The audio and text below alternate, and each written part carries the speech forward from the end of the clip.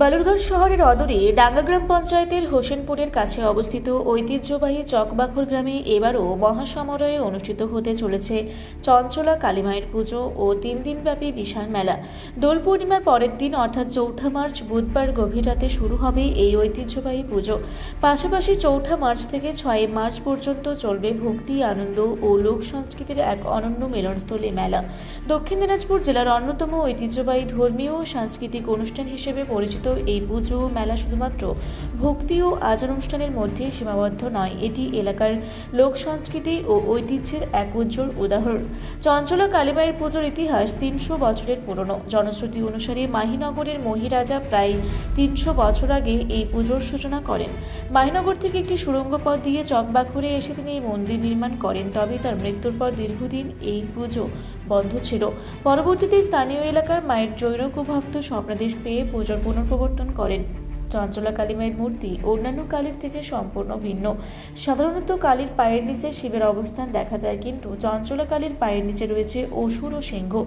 8 হাতে সজ্জিত এই দেবী মহামায়া ও চামুণ্ডার এক রূপ হিসেবে পূজিত হন। চঞ্চলা কালীমায়ের পুজো ভক্তদের কাছে অত্যন্ত তাৎপর্যপূর্ণ। পুজোর 5 দিন আগে মন্দিরে ঘট স্থাপন করা হয়। পাঠা, পায়রা এবং চুল বলির প্রথা এখানকার পুজোর বিশেষ বৈশিষ্ট্য। বলির জন্য ব্যবহৃত কাঠের কাটরা মন্দির সংলগ্ন পুকুরে ডুবিয়ে রাখা হয় এবং পুজোর দিন তা তুলে আনা হয়, তবে এই বলি শুধুমাত্র পুজো কমিটির পক্ষ থেকে দেওয়া হয়। মন্দিরের পাশে শ্মশানকালী ও মাসনকালীর মন্দির অবস্থিত। চঞ্চলা কালীমায়ের পুজোর পরদিন তাদের তন্ত্রমতে পুজো করা হয়। মন্দিরের সামনে অবস্থিত নাট মন্দিরে পুজোর পরে 2 দিন ধরে মঙ্গলচণ্ডীর গান পরিবেশিত হয়। মন্দির সংলগ্ন পুকুরটি এই পুজোর সঙ্গে অঙ্গাঙ্গিভাবে জড়িত। একসময় শোনা যেত এই পুকুর থেকে পুজোর থালা বাসন ভেসে উঠত। বর্তমানে এই পুকুরের জল দিয়েই মায়ের পুজো সম্পূর্ণ করা হয়।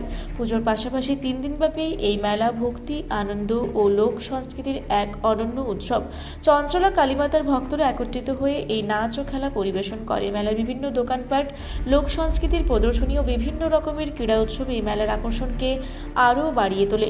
জমিদার বাড়ির বর্তমান প্রজন্মের বংশধর এবং পুজো কমিটির সভাপতি সুপ্রিয় কুমার চৌধুরী বলেন, চঞ্চলা কালীমায়ের পুজো আমাদের এলাকার ঐতিহ্যের প্রতীক।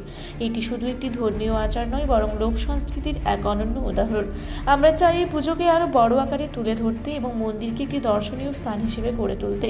এবছর দোল পূর্ণিমার পরের দিন অর্থাৎ 4 মার্চ বুধবার গভীর রাতে শুরু হবে চঞ্চলা কালীমায়ের বার্ষিক পুজো। 4 মার্চ থেকে 6 মার্চ পর্যন্ত চলবে 3 দিনব্যাপী মেলা। ভক্তি ও সংস্কৃতি এবং আনন্দের এক অপূর্ব মেলবন্ধন ঘটবে এই 3 দিনের উৎসবে। আমাদের শ্রী শ্রী চঞ্চলা কালী মাতা পূজা কমিটি যে পুজোটা চঞ্চলা কালী মা, এই পুজোটা আনুমানিক 300 বছর আগেকার মাহিনগরের মহিরাজা এর প্রচলন করেন। তারপরে ওনার ক্রমাক্রমে বিলুপ্ত হয়ে যাওয়ার পরে পুজোটা বন্ধ হয়ে যায়। তারপরে জনৈক একজন বর্মন ওই দিক দিয়ে যাওয়ার পথে মাকে স্বপ্নাদেশ দেয় যে এখানে একটা কালী পুজো হতো, সেই কালী পুজো তখন করার জন্য আদেশ দেয়। তখন উনি বলেছেন যে আমার তো ক্ষমতা নেই। তখন মা বলছে এখানকার জমিদার যে স্বর্গীয় সুধীরচন্দ্র চৌধুরী, ওনার কাছে যা, উনি সব পুজো করবে, তোকে কোনো কিছু করতে হবে না, ওনার তত্ত্বাবধানে সব পুজো হবে। এবং এখনও পর্যন্ত পুজো হয়ে আসছে।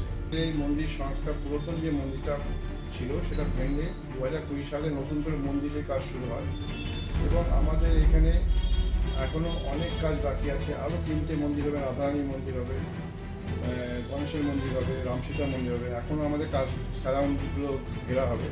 এখনও আনুমানিক আমাদের এখনও 3-4 বছর আরও লাগার সম্ভাবনা আছে এই সম্পূর্ণ করতে। এবং একটা বালুঘাটের বুকে একটা নিদর্শন হয়ে থাকে বা জেলার পক্ষে নিদর্শন, একটা তীর্থ করে তোলার জন্য আমরা চেষ্টা করছি। আগে যেভাবে পুজো হতো, আমাদের সারা বছরে 2 দিন পুজো হতো। এখন আমাদের এখানে আগামী 8 মার্চ থেকে নিত্য পূজা শুরু হবে। কিছু নিয়ম আমরা চেঞ্জ করেছি, যেমন আমাদের মন্দির সম্পূর্ণ নিরামিষভাবে এখানে কোনো কিছু পাঠা বলি হলেও আমাদের এখানে কোনো কিছু মাছ মাংস ওঠে না এবং এখানে অন্নভোগ চালু হয়েছে। এবং নিত্য পূজায় যে হবে অমাবস্যা পূর্ণিমায় যে ভোগ হবে অন্নভোগের, এবং প্রত্যেক মঙ্গলবারে আমাদের অন্নভোগের করার জন্য শুরু হয়েছে। ওনাদের কমিটি আছে, কমিটি পূজা করছে এবং কমিটি যে সিদ্ধান্ত অনুযায়ী কাজ হয়, ওদের কোনো দাবি দেওয়া এখানে নেই। আপনার নাম?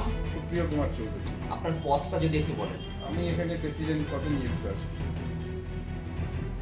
বালুরঘাট থেকে জয়দীপ মৈত্রর রিপোর্ট, রূপসী বাংলা মিডিয়া। আপনারা দেখছেন রূপসী বাংলা মিডিয়া। এখন একটা ছোট্ট বিরতি, ফিরে আসছি বিরতির পর। পুরুলিয়ায় পাত্রপাত্রী যোগাযোগের একমাত্র বিশ্বস্ত প্রতিষ্ঠান বিবাহ পরিচয়। আপনার মনের মতো জীবনসঙ্গী খুঁজতে পাশে রয়েছে বিবাহ পরিচয়। তাই আর দেরি না করে আজই যোগাযোগ করুন বিবাহ পরিচয়।